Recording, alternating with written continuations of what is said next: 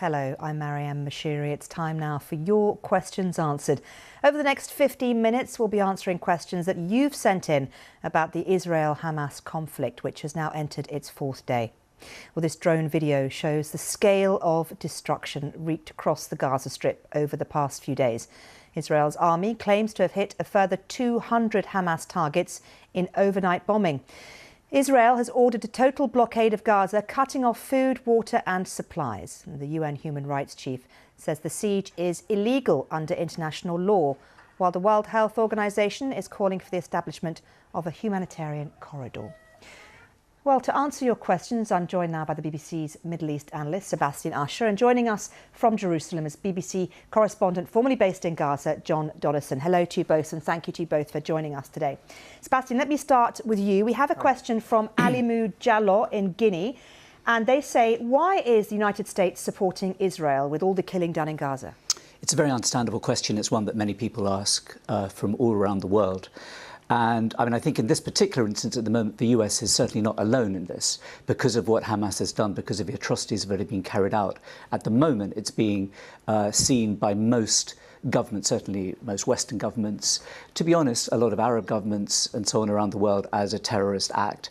That will change almost inevitably as the siege on Gaza grows. But a wider context of that is the US has essentially, yes, it gives huge financial support to Israel. It gives almost $4 billion. Most of that goes in military hardware, most of which comes from US companies. It vetoes motions, resolutions at the UN Security Council which criticise Israel. Now, the US itself, as governments change, essentially has stayed pretty much the same position. It sees itself and it tries to present itself as an even-handed mediator in the conflict and essentially adhering to the idea that a two-state solution is what is needed. Under President Trump it changed slightly, but with President Biden it's gone back to that. But from the Palestinian perspective, they believe that that just isn't the case, that it isn't even-handed, that it is essentially so closely allied with Israel, not just in terms of the support that it gives, but also, I mean, in a political sense. I mean, the US as a democracy sees, and I think most American citizens see Israel as the only functioning democracy similar to the US in the Middle East. They see it as a force for good for that reason. Of course, there's a large Jewish population as well in the US, which has a big say in elections, and very few politicians want to say anything that goes against what they have to say. So, I mean, I think that the US has, to some extent, tried hard to get a solution to the conflict. There have been several instances. I mean, back in 2003 was the closest that it's come to the two-state solution.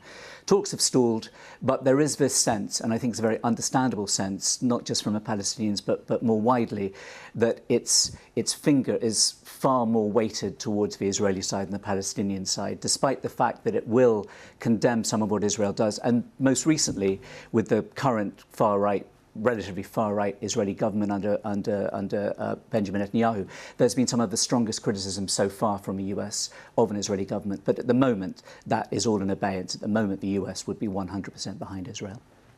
Sebastian, thanks for that. John, let me ask you a question put to us from Carol Fenton. And she says, what will it take for Hamas to stop trying to annihilate the whole of Israel? What compromise would be enough? How can peace be achieved without mutual understanding and respect for both sides? I don't think it can. And I think that's why there has been this intractable conflict now for decades and decades. And I think Gaza is important because until some sort of compromise, as you say, can be reached with Hamas in Gaza, you are never going to have peace in the Middle East. And I think at some points over the last decades, when there continues to be this talk from Western countries, the United States, Britain, the EU, of the goal being a two-state solution.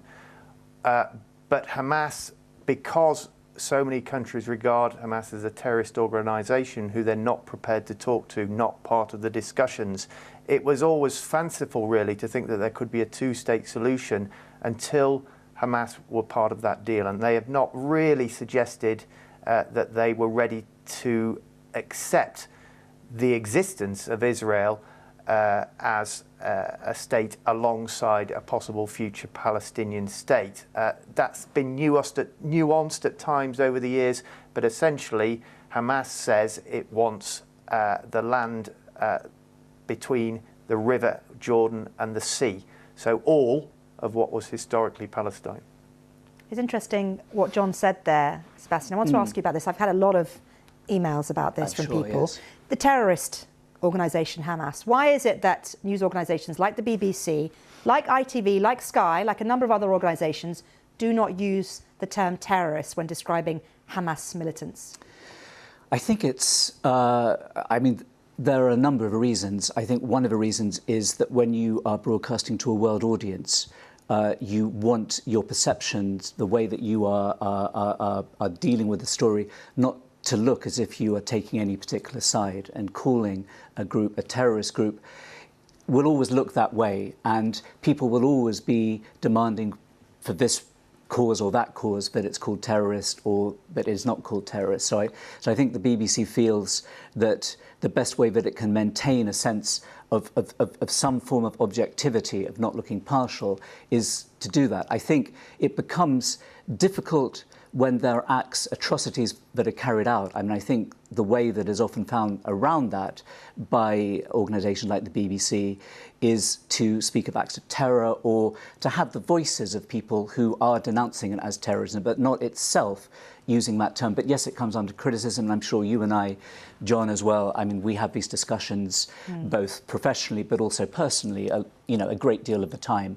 And from the Palestinian perspective, I mean, again, many Palestinians just would, they would feel, I think, if we described Hamas as a terrorist group, they would feel that that was, in a sense, a kind of total rebuff to them. I mean, they see it as a resistance movement, and they would see, I think, it as being like the US, but we're no longer being even-handed if we took that Let me ask you another question, Sebastian. This is from Marigold Robbins in France. And Marigold says, the US and Europe defend Ukraine. Why are they not defending Palestine?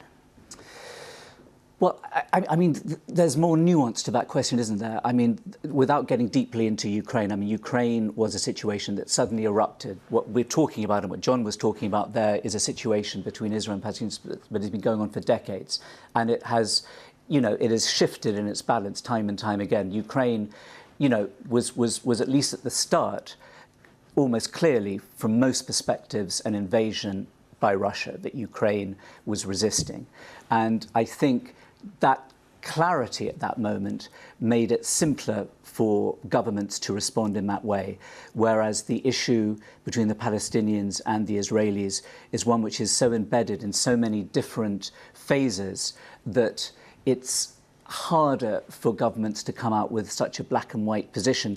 But, I mean, you can't gainsay the fact that the European Union, that the UK, the US, I mean, all of these countries do provide financial support to the Palestinians and have done. I mean, the US has been, although again it blows hot and cold, has been one of the main supporters financially of the UN aid agencies, which essentially keep the Palestinians going as much as that is achieved both in Gaza and in the occupied West Bank. So, I mean, I think with all of these things, I mean, it's a very boring answer, but there is, a great deal of nuance to this. And I think we as journalists have to try and stay with that as much as possible, rather than just going with the main thrust of a story at one particular moment, and try and stay as true to that as possible and try to make, an audience care about that aspect of the story rather than just immediately go one side or the other. I don't know what John thinks about that. Well, it's interesting. I mean, I covered 2 short wars in Gaza when I was based there in 2012, and then I came back in 2014. And one of the things that struck me was, for example, the United States provides a lot of the military support to Israel that causes so much of the destruction in Gaza. And at the same time, a lot of the EU, Britain, France, etc., offers a lot of support to Israel in dealing with Hamas in Gaza. But then it is also those same countries who support Israel who are then having to pay time and time again for the reconstruction in Gaza. And it was a really depressing situation, I suppose, that what there was a sort of pattern of every 2-3 years, there is another war in Gaza, and things will get rebuilt and then things will get destroyed again. And I think what Israel has said this time is they want to, well, both sides actually. Hamas has said they want an end to the status quo. They want to change the dynamic. And I think Israel now, in its retaliation, feels that it wants to do the same and change that status quo in its favour. John, thanks for that. Sebastian, we had another question here from Damien Armstrong in Staffordshire, saying, why is financing to military aid required and needed by Israel, a relatively rich country, against the Palestinians? Well, I mean, it's not simply against the Palestinians. I mean, the military support that's given to Israel is meant to defend it against all potential threats. I mean, from an Israeli perspective, we've heard from the Prime Minister Benjamin Netanyahu for years and years, but he sees Iran as the major threat. And that's a view that is shared not just by the US and much of the West, but also increasingly by a lot of Arab countries. But it's a very valid question, and it's actually a question that has been raised within Israel quite regularly, that it's almost...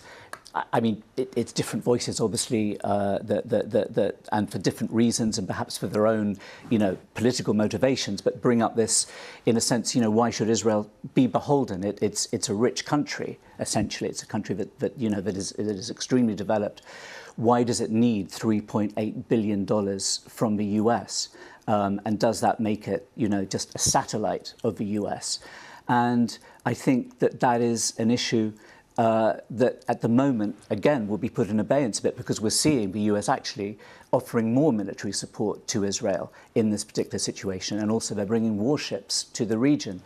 So again, I mean, these issues which really need to be looked at, very, very seriously and with a long view,